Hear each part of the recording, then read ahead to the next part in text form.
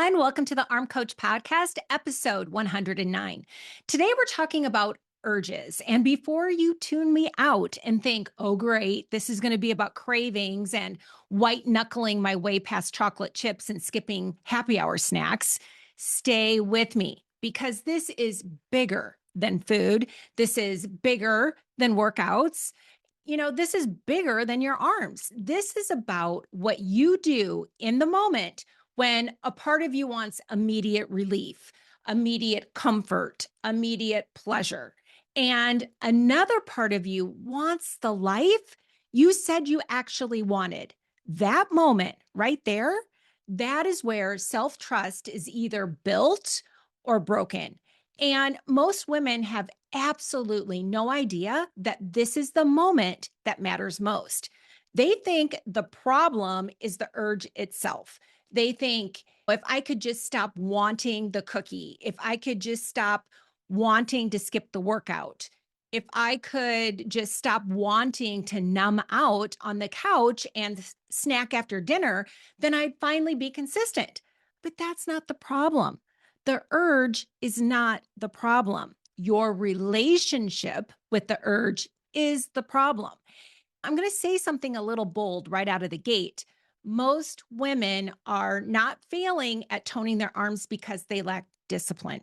They are failing because they keep treating every uncomfortable urge like an emergency. That's it. That's the whole circus. And listen, I get it because I used to do the exact same thing. I used to think that if I wanted something badly enough, that meant I should either have it or panic about it. Real mature, Kristine. That was basically my system. Either give in or make the whole thing wildly dramatic. And if you ever tell yourself, I don't know why I keep doing this, while standing there in your kitchen eating something you weren't even hungry for, or if you've ever skipped a workout and then made it mean you were back to square one, this episode is for you. Because what if the urge is not evidence that something's gone wrong? What if the urge is just evidence that your brain learned a pattern? And what if changing your arms has less to do with motivation and more to do with learning how to sit through a moment without abandoning yourself? That's what we're talking about today. Most women think their struggle is food or consistency or age or hormones or their schedule, their metabolism, or the fact that their husband keeps bringing chips into the house like he's stocking a gas station. But underneath all of that, there's a deeper issue. They don't trust themselves to handle discomfort. So the second an urge shows up, they act like the urge has authority, right? The urge says, skip today, and they skip. The urge says, you deserve a treat, and they eat. The urge says, you already messed up, and they keep spiraling. The urge says, you can start Monday, and suddenly Monday has become your part-time job. Have you noticed this about yourself? That sometimes the moment you feel discomfort, your brain starts negotiating like a crooked lawyer, right? It has exhibits, it has closings, it has emotional manipulation, it has a full legal team. This has been a hard day. You need a break. One workout doesn't matter. You can be serious tomorrow. You already blew it. You're too old for this to even make that much difference anyway. And because those thoughts feel convincing in the moment, you follow them, not because they're true, because they're familiar. That's the part women miss. They think urges are powerful because they feel intense, but intensity does not equal truth, and familiar does not equal wise. I remember a season in my life when I was trying so hard to be disciplined. And on the outside, I probably looked like someone who had it together. I was raising kids, I was working, I had spent years as a dental hygienist teaching people habits, prevention, long term care. I understood consistency intellectually. I understood what repeated action could do. But there was this gap between what I knew and how I actually showed up for myself. And I remember one specific moment standing in my kitchen after a long day as a single mom. The house was finally quiet. I was tired in that deep, kind of bone level way where you don't want one more person needing one more thing from you. And I remember wanting relief, not hunger, relief. And that moment taught me something. What I wanted wasn't food. What I wanted wasn't rest in the true sense. What I wanted was to get out of my own body for a minute, to soften the edge of the day, to be done. And in that moment, I realized how many women are doing the exact same thing. They think they have an arm problem, but really, they have a relief problem. They are constantly looking for ways to escape discomfort, disappointment, loneliness, boredom, frustration, self judgment. And then they wonder why they can't follow through. Listen, if every urge becomes an escape hatch, of course your habits won't stick. You don't need more shame about that.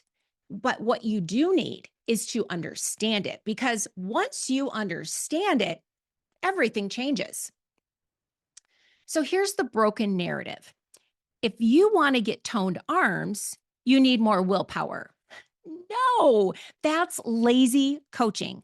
That's the kind of fitness advice that sounds tough, but actually teaches women nothing. Just be more disciplined. Just stop eating the junk. Just push harder. Just want it more. That advice has been floating around for years. And if it worked, women would not still be crying in dressing rooms under fluorescent lighting trying on sleeveless tops. The old fitness industry has made millions, making women think the issue is a character flaw. It's not. And let me say another uncomfortable thing. Starting over every Monday is not discipline, it is self distrust in activewear. That little cycle where you go hard, fall off, feel ashamed, then create a new, stricter plan, like you are rebranding your whole life by Tuesday morning, that is not commitment. That's panic. And panic is a terrible coach. So, another truth bomb, punishing yourself after an urge does not make you stronger. It makes you resent the process. So many women are trying to build beautiful arms using the emotional energy of self contempt. Now, listen, that is like trying to grow flowers in a freezer. It does not work. You cannot hate yourself into consistency. You cannot shame yourself into trust. You cannot build a naturally toned woman identity from the belief that you are always one bad choice away from blowing your whole life up. That identity will never hold. So let's talk about what an urge actually is. An urge is just desire that has been practiced. That's it. It's a learned expectation. Your brain has connected certain moments with certain rewards. After dinner equals something sweet. Stress equals snack. Lonely equals wine. Bored equals pantry. Missed workouts equal screw it. Couch equals scroll and munch. Your brain has simply learned, oh, this is what we do here. And because the brain loves efficiency, it starts serving that urge up automatically. Not because you're broken, because you are trained.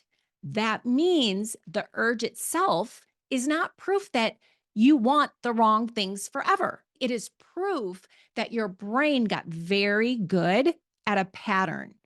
and patterns can change.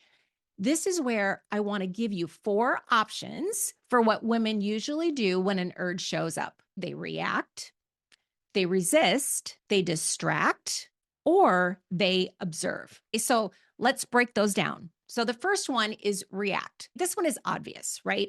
You feel the urge and you do the thing.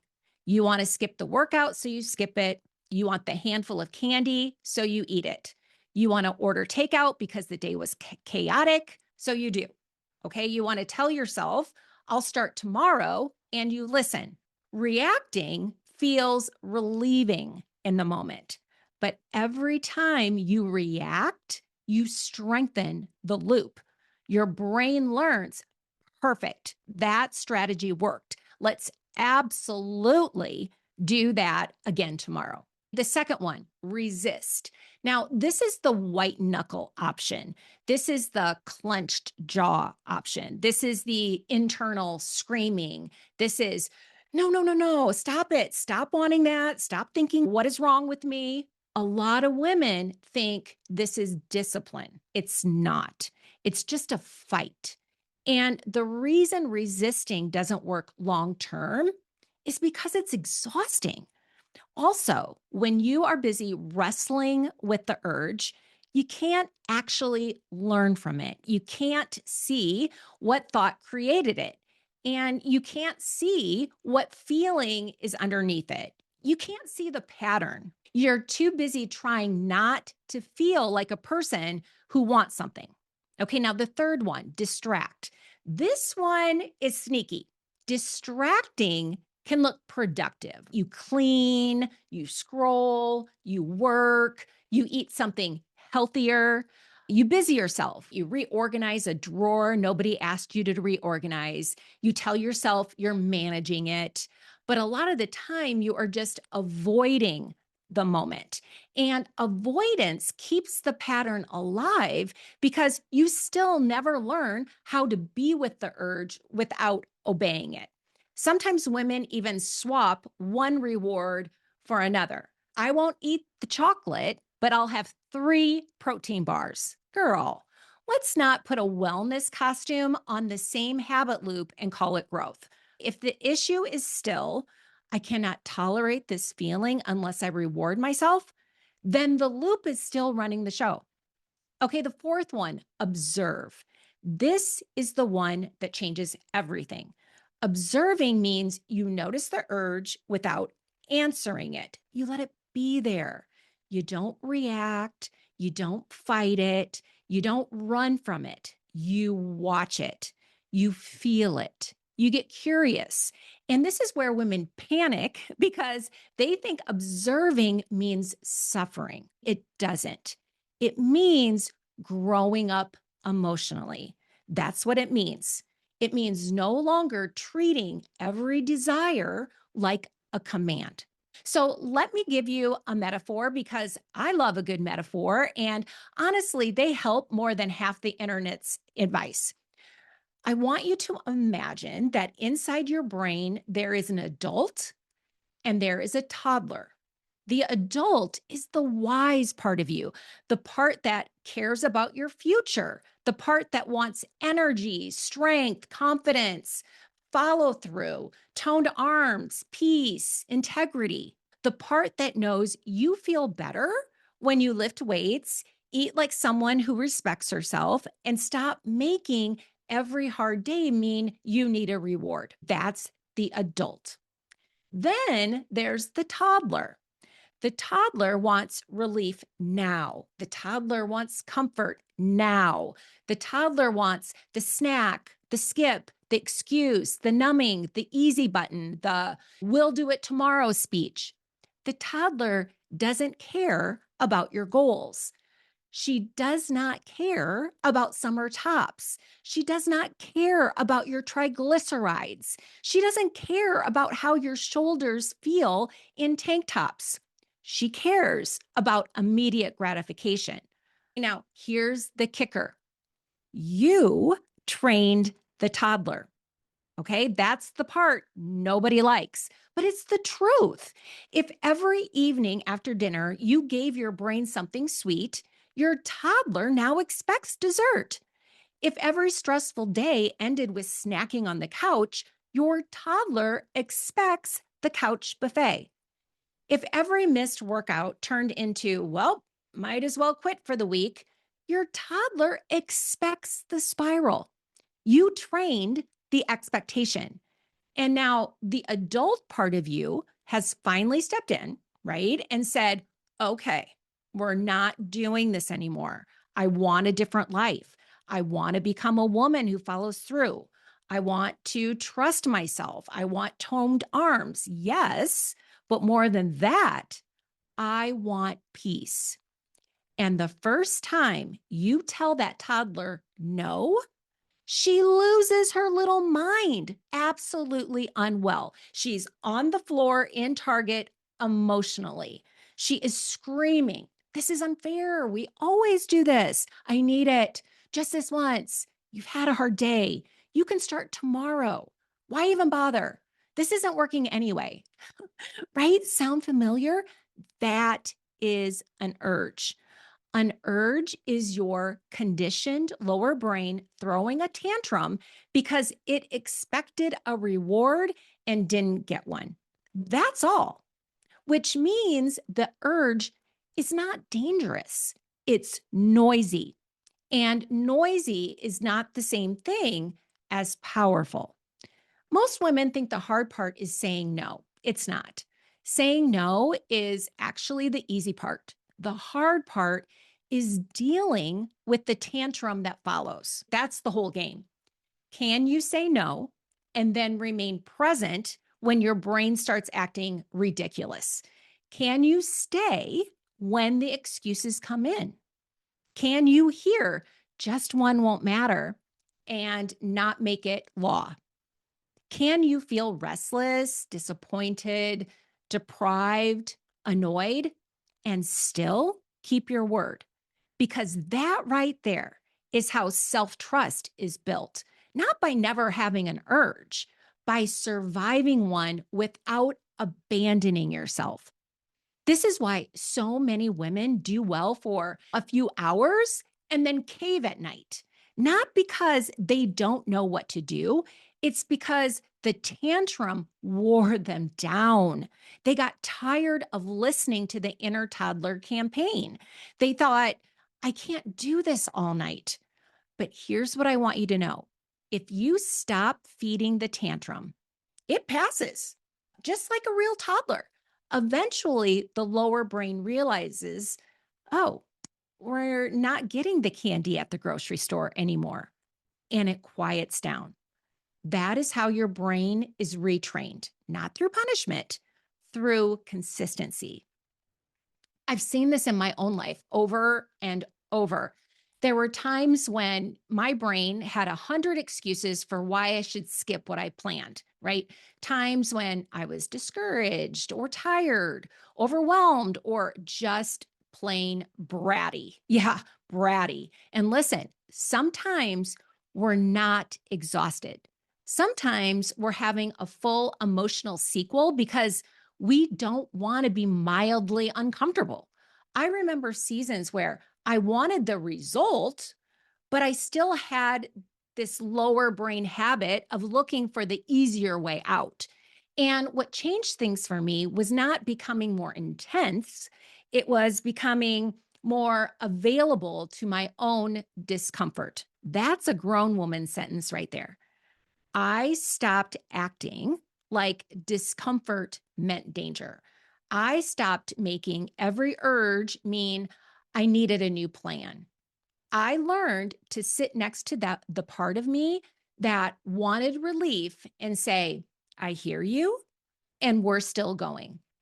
Not mean, not dramatic, not punishing, right? Just steady. That is how I became more consistent. That's how I built self trust. Not because I stopped having urges, because I stopped worshiping them.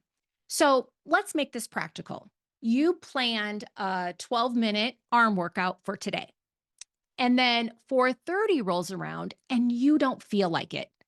That is an urge. The urge is not just food, by the way.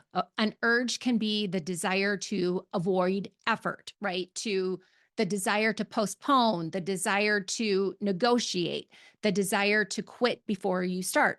Now, you have four options, right? You can react and skip, you can resist and spend an hour arguing with yourself. You can distract and clean the pantry instead of and tell yourself you're still being productive, or you can observe. And observing might sound like this. Wow, my brain really does not want to do this. I notice the thought that I'm too tired. I notice the desire to put this off. I feel heaviness in my body. I feel resistance. I feel annoyance. That's fine. I can feel that and still do 12 minutes. That is emotional resilience. Or maybe after dinner, you want something sweet, not because you're hungry, but because you always have something sweet after dinner. Again, that's an urge. You can react, resist, distract, or observe. Observing might sound like, this is the moment my brain expects a reward. I notice I feel restless. I notice the thought, I deserve this. I notice the thought, not having it feels mean. Interesting. I can allow those thoughts to be here without obeying them. Do you see how different that is? You're no longer inside the urge, you're watching it. And when you can watch it, you can change it. Naturally toned women are not women who never want the cookie. And they're not women who leap out of bed thrilled for triceps. And they're not magical unicorn women with perfect hormones and color coded refrigerators. They are women who have learned how to feel an urge without making it the boss. That's it. That's why this matters so much, because every time you observe instead of react, you cast a vote for a new identity. You become a woman who can want something and still choose something else. You become a woman who doesn't panic when discomfort shows up. You become a woman who keeps promises. You become a woman who follows through even when the toddler in her brain is kicking the cart.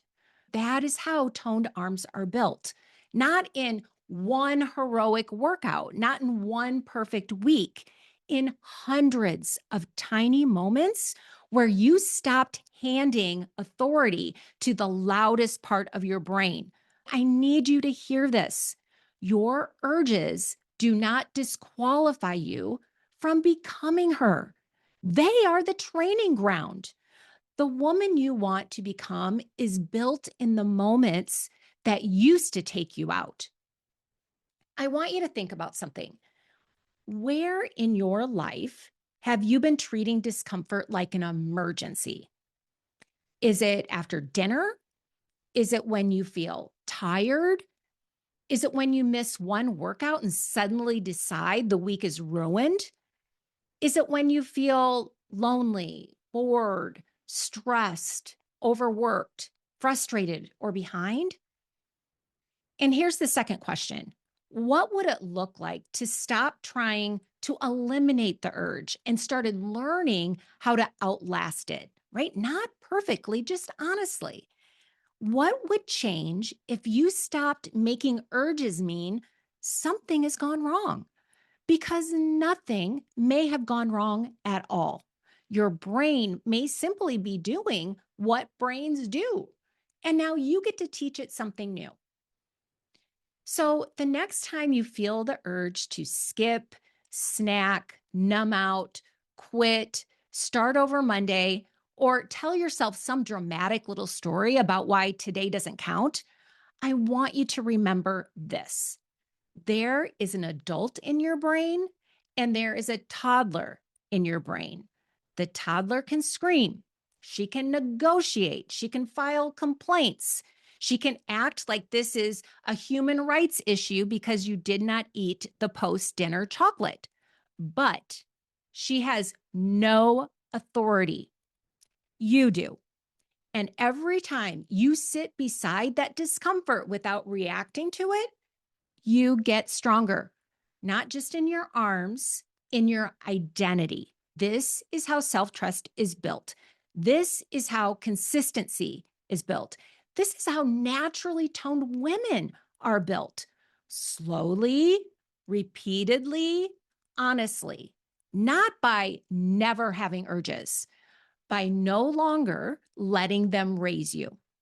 All right, my friend, I hope this gave you a completely different way to think about what's happening in your brain because you are not weak and you're not behind and you're definitely not too old. You may just need a new relationship with discomfort. And listen, that changes everything. I'll talk to you next week.